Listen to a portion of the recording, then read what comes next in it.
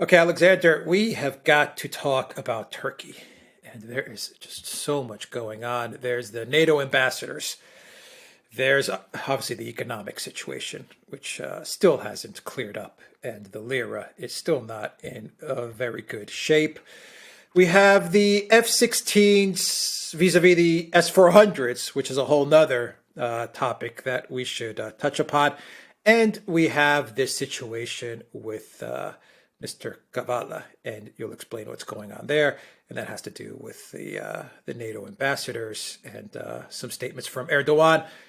I've rattled off like three, four different topics. Which one do you want to start with first? And then we'll just kind of go one by one in each segment and just kind of knock these out.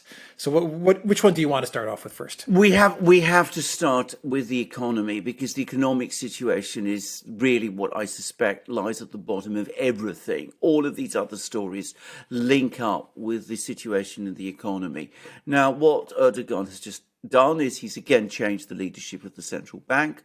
He's got the central bank to cut interest rates. The lira, the Turkish currency, has predictably fallen. Inflation is rising. The economy is in a very bad shape. The international financial institutions are now becoming very concerned, and the international investment community is starting to boycott Turkey. So the economy in Turkey is in a very, very bad shape indeed. At one level, Erdogan, and I think this goes beyond ideological considerations. I mean, he doesn't like high interest rates. He's, of course, and this is a fact people always forget about him, a devout Muslim. And Islam, of course, is extremely hostile to interest on loans. So he probably has a religious element to his dislike of high interest rates. But beyond that, I mean, the entire way in which the Turkish economy has been structured has been based upon a very low interest rate environment. It's very driven by the construction industry, by the building industry, in which members of Erdogan's own family are highly invested. And of course, he doesn't want to see high interest rates. He wants to see low interest rates. And he's prepared to trade off that with higher inflation. But of course, that policy is now creating all kinds of problems for Turkey and an economy that depends on high rates of investment in the construction industry and on low interest rates, has difficulty attracting funds. Bear in mind that Turkey runs high deficits both in its budget and in trade, so it needs funds. So it's a steadily deteriorating economic picture. It's surprising in some ways that Erdogan has been able to hold things together for as long as he has done. We've spoken at various times about how it looks as if he's reaching the end of the road. He's always found some means of conjuring up something out of thin air on other occasions, either getting money from Qatar or getting money from China or whatever. But this time is becoming increasingly difficult. As I said, international investors are losing patience or have lost patience. And in the meantime, the growing inflation is causing falling living standards across Turkey, growing problems in the Turkish economy. And that, of course, is cutting into Erdogan's support within Turkey itself and is making his electoral and political position in Turkey increasingly difficult. So as a result, he's making increasingly dramatic moves around his region in order once again to impress on the Turkish people that he is their leader, that he stands up for Turkey against the Westerners and all the others, that he's able to make Turkey great, or at least position Turkey as an important power.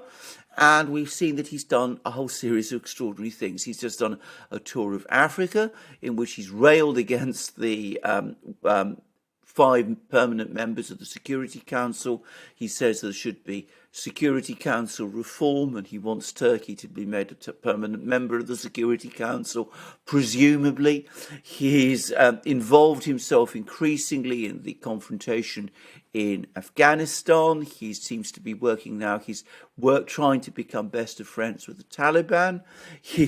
But he's done also much bigger moves. He's also reacted very strongly to the US, to the Western decision to criticize this business with this Turkish businessman Kavala, who is in prison in Turkey. We'll deal with that in more detail. But he's also angling to buy F-16 fighter jets from the United States, which looks to me to be intending to create yet another source of confrontation with the United States. So he's taking all of these moves at the same time. And I would add that he's taking these moves shortly after he hosted Merkel in Istanbul, where, it all looked as if Merkel and Erdogan were the best of friends, and they praised good relations between Turkey and the EU. But we see in reality that Erdogan doesn't mean a word of it. Yeah, okay, so let's stick with the F-16s. This is a bluff, the F-16s, Yes. in order for him to pave the way to continue to buy the S-400s, or to deal at least with Russia and the S-400s, and perhaps other Russian military weapons and equipment. Right? I mean, this is a bluff. He knows that the U.S. is going to turn him down, and so once it gets turned down by the U.S., he can then say, you know what, you turn me down, I can just deal with Russia. Correct? Absolutely, because the US hasn't rejected the request for F-16s, for modernized F-16s, but there is no conceivable way that Congress will authorize the sale of these more advanced F-16s.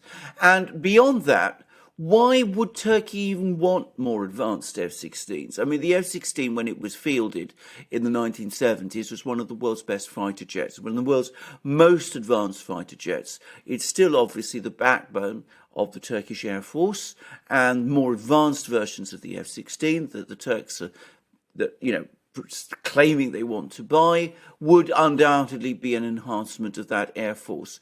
But it is yesterday's aircraft, whereas the F-35 that the Turkish military had previously committed itself to buying, that is the most advanced fighter jet that the United States is currently building.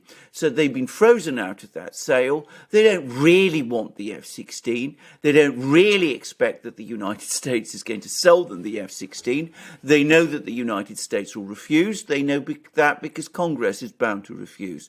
So they're preparing the ground for a rejection, which will then make it possible for Turkey to take the next step, which is to go to the Russians, and it really does look like the Russians. Firstly, to buy more S-400s, and Erdogan has confirmed that he now wants to buy a second batch of these missiles, but also, I suspect, to buy fighter jets from the Russians. And the fighter jet that's been talked about is either the Sukhoi 35 fighter jet, which is a more advanced fighter jet than the F-16, but not a fifth generation fighter jet, or possibly the two new Russian fifth generation fighter jets, comparable in technological effectiveness to the F-35, the Sukhoi 57, which is now entering service with the Russian Air Force, or the Sukhoi light fighter jet that we saw displayed at the recent air show in Moscow in August. I suspect it would be the second, by the way, because the Russians seem to have designed it specifically in order to sell to countries like Turkey. So I think that's what he's edging towards doing. It's to provide him with another way towards buying more Russian equipment as he takes further steps to distance Turkey from the United States. Why is he distancing Turkey from the United States? Well, let's get on to that in a moment when we talk about the other big issue, which is the Kavala affair. Yeah, we'll get to that in 1 second. I have one question to ask you. The more he purchases from Russia, the more we're dealing with a Turkey that is ultimately moving away not only from the United States but from NATO. And it seems that by purchasing Russian military equipment, specifically S-400s, Erdogan is remaking Turkey's military.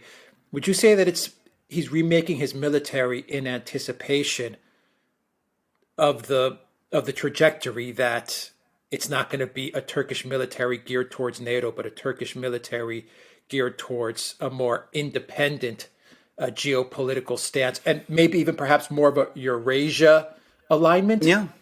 I think that's exactly what it is. I think that's exactly what he's up to and what he's doing. I have to say, I think the Russians must be saying to themselves that this investment that they made of selling S-400s to Turkey has repaid itself in massive ways that they never expected. I mean, when it was first suggested that the S-400 should be sold to Erdogan, there were lots of Russians who opposed it, and it took Putin's personal intervention to make it happen, because they were saying, what are we doing selling this extremely advanced air defense system to a NATO country? I mean, it doesn't make any kind of sense. I don't think they anticipated that it would create this crisis between Turkey and the United States and between Turkey and NATO.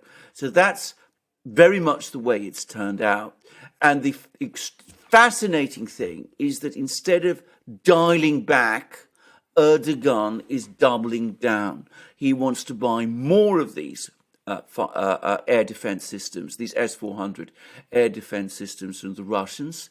And now he's angling to buy fighter jets from the Russians, because that seems to be very much the long-term agenda. Now, the US and NATO were, to put it mildly, unhappy about the S-400 sale.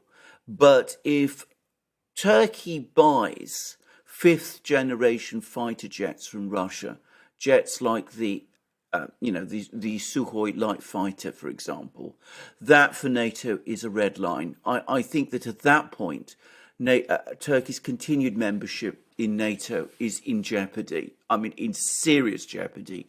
And that would mean a Turkey that is reorganizing its military and changing its geostrategic relationships, moving away from NATO, moving closer towards the Eurasian powers, but also developing undoubtedly its own independent military systems. Turkey has a very large defense industries, by the way. As we know, it builds drones and all kinds of other equipment. Most of that equipment that Turkey builds, it builds with from technological parts. It imports from other countries, but it has an advanced industrial base in terms of military technology, notwithstanding that. And it looks as if what Erdogan wants to do is he wants to develop that even further and wants to develop even more advanced systems. He knows he's not going to get the technology from the Americans. He looks like he's turning to the Russians, and he's looking for Russian help to upgrade his military industrial base. Now, that apparently was a major topic of discussion between Putin and Erdogan when they met in Sochi a few weeks ago.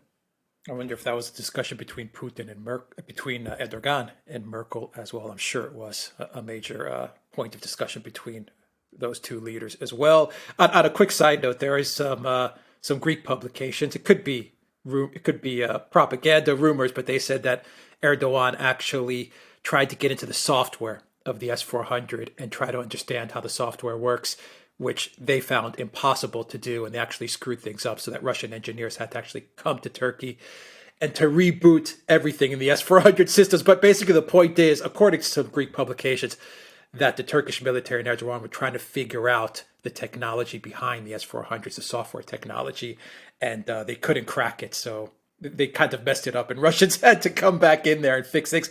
I don't know if that's true or not, but that's what I read here. We don't know whether it's true or not, but it's entirely plausible. I mean, it would make complete sense, and that wouldn't surprise me at all if it did indeed happen.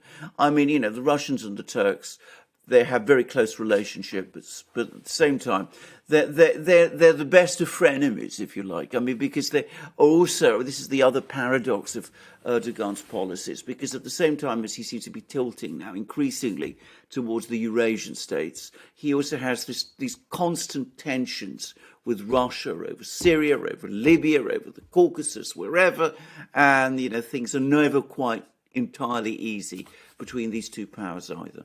Yeah, but that's Crimea, and Crimea and all these things. Exactly. So okay, let's continue to focus on how Erdogan is pissed off at NATO officials and Western ambassadors and leaders, and that takes us to Osman Kavala. And this story is interesting because Erdogan is actually pretty furious with the statement that was issued by 10 envoys, and that was done earlier in the week, where they pretty much called on the Turkish government to release Mr. Kavala, who, according to Erdogan and the Turkish government, was behind a lot of protests and even the 2016 botched coup attempt as well. Even though, Alexander, there are courts that have found Kavala to not be behind those events. So it's a bit of a murky situation, but Erdogan is not happy with the envoys. Just to give you the countries that made the statement to the Turkish government to release Kavala, it was Germany, Canada, Denmark, Finland, France, the Netherlands, New Zealand, Norway, Sweden, and the United States of America. Yes, well, I think this is going to be a red rag to the bull for Erdogan because despite the fact that, as you correctly said, Turkish courts have repeatedly acquitted Kavala, he remains in prison. Erdogan seems to have convinced himself that this person did indeed participate in some activities against him. I mean, I've no way of knowing one way or the other, and I wouldn't necessarily rely on Turkish court decisions, by the way, as being necessarily authoritative. I mean, bear in mind, a lot of Turkish courts, judges, legal officials, were themselves involved in the coup attempt in 2016. So, there might be some degree of power struggle going on one way or the other. But the key point to always understand about this is that what would have infuriated Erdogan is that on a key issue involving his position as president and his government, because he is saying this person was involved in organising those protests and in organising that coup. That's what he, as the president of Turkey, is saying. On these issues, Western governments are disagreeing with him, and they're telling him that he must release this person. And he, of course, rejects that. He rejects that because he is a sovereigntist. About that's indisputable. He does not want Western countries coming along and lecturing Turkey about human rights issues and about how it should run its affairs.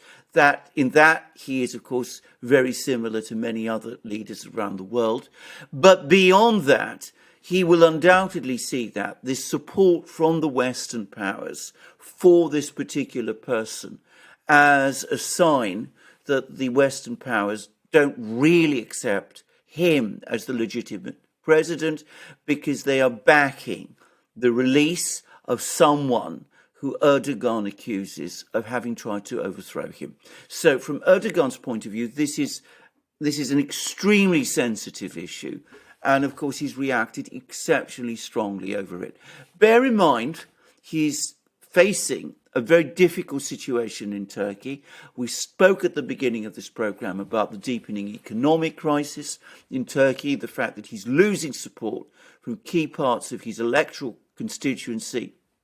So for the Western powers to come along and make these public statements in support of a political opponent, somebody who he clearly sees as a dangerous political opponent, is a sign that the Western powers are aiming to destabilize him.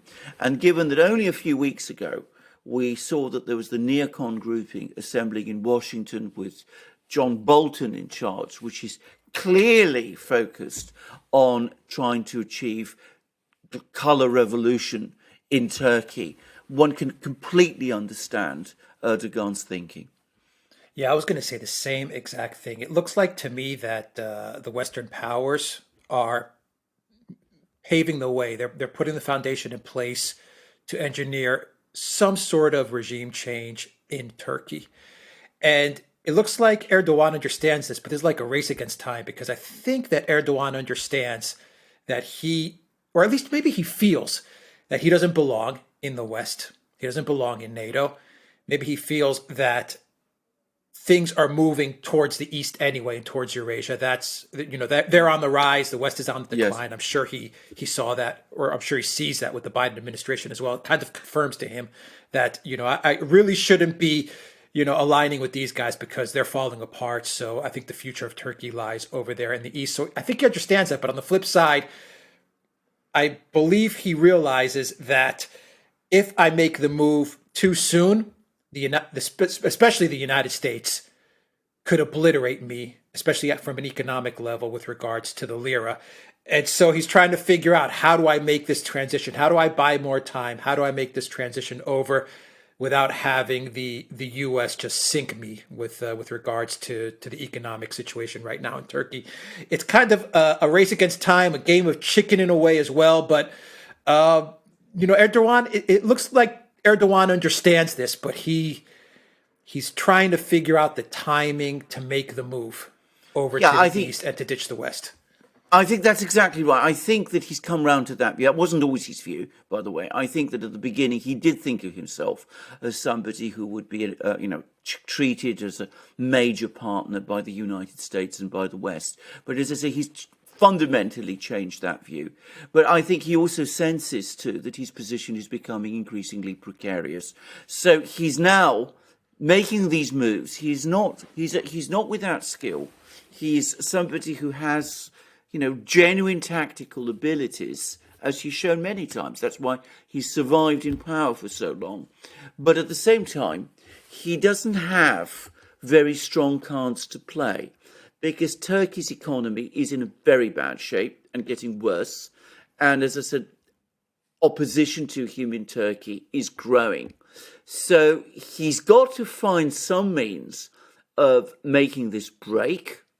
And at the same time, he's got to do it in a way that will both carry most people in Turkey with him and at the same time prevent a complete economic meltdown, which is, I think, on the horizon now. Not an easy thing to do. So it's not impossible. And, this is a little bit how Erdogan thinks. I mean, he would be furious by this move to back Kavala by the Western powers. He would see that as a major challenge regardless and anyway.